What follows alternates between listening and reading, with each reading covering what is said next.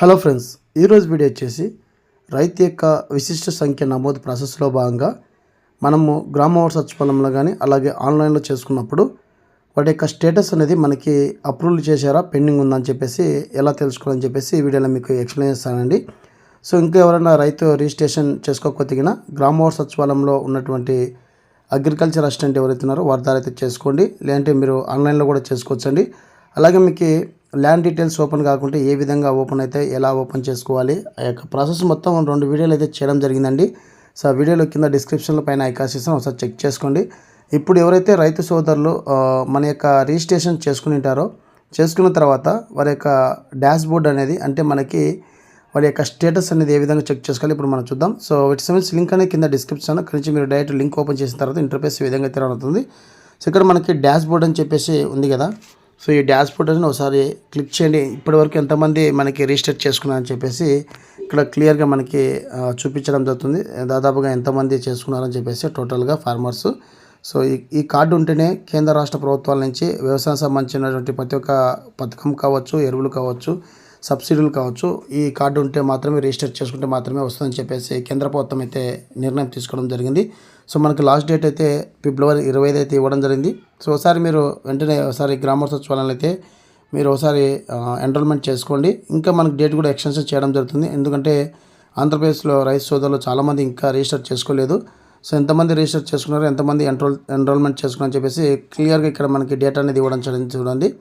So ఇక్కడ మనకి ఏ జిల్లాలో ఎంతమంది చేసుకున్నారు కూడా క్లియర్గా ఇవ్వడం జరిగింది. సో అన్నమయ్య డిస్ట్రిక్ట్ వచ్చేసరికి మనకి 1844 మంది ఎన్రోల్మెంట్ రైతులు అయితే చేసుకోవడం జరిగింది. అలాగే శ్రీకాకుళం వచ్చేసరికి మనకి 1119 మంది అయితే ఇక్కడ రిజిస్టర్ చేసుకోవడం జరిగింది. అలాగే ఇక్కడ మనకి కర్నూలు డిస్ట్రిక్ట్ వచ్చేసరికి 1086 మంది రైతు ఫార్మర్స్ ఎన్రోల్మెంట్ చేసుకోవడం జరిగింది. అలాగే విజయనగరం కావచ్చు, అలాగే ప్రకాశం కావచ్చు, ఇట్లా చాలా జిల్లాలు అయితే ఇక్కడ రిజిస్టర్ అయితే చేసుకోవడం జరిగింది.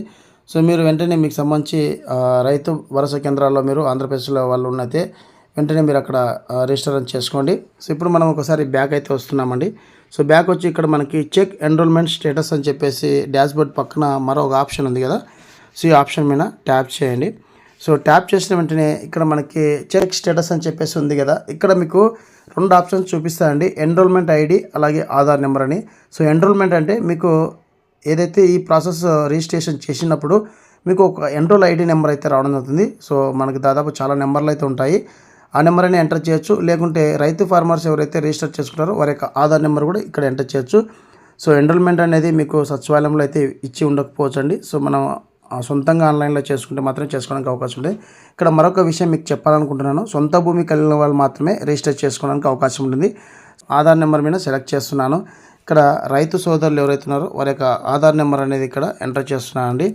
సో నేను రైతు యొక్క ఆధార్ నెంబర్ అనేది ఎంటర్ చేసి ఇక్కడ చెక్ స్టేటస్ మీద క్లిక్ చేస్తున్నాను. సో క్లిక్ చేసిన వెంటనే మనకి సెంట్రల్ ఐడి అయితే రావడం జరుగుతుంది. ఇక్కడ మనకి అప్రూవల్ స్టేటస్ అనేది పెండింగ్ అనేది, సో ఫార్మర్ నేమ్ రావడం జరిగింది. సో ఇక్కడ మనకి ఎప్పుడు ఈ ఎన్రోల్మెంట్ చేశారు, ఏ టైం చేశారని చెప్పేసి మనకి ఇక్కడ మొత్తం డీటెయిల్స్ అనేది రావడం అవుతుంది. సో మనకి ఏమైనా రిజెక్ట్ చేస్తే కూడా ఇక్కడ రిజెక్ట్ రీజన్ కూడా చూపించడం జరుగుతుందండి. ఇంకా మనకి పెండింగ్లోనే ఉంది. సో ఇక్కడ మనకి ఇంకా పెండింగ్లోనే ఉంది. అలాగే ఇక్కడ చూడండి మీకు, సో ఇక్కడ మనకి రిపోర్ట్ అనేది ఎన్రోల్మెంట్ ఏ డేట్లో చేశారు అని చెప్పేసి క్లియర్గా మెన్షన్ చేయడం జరిగింది.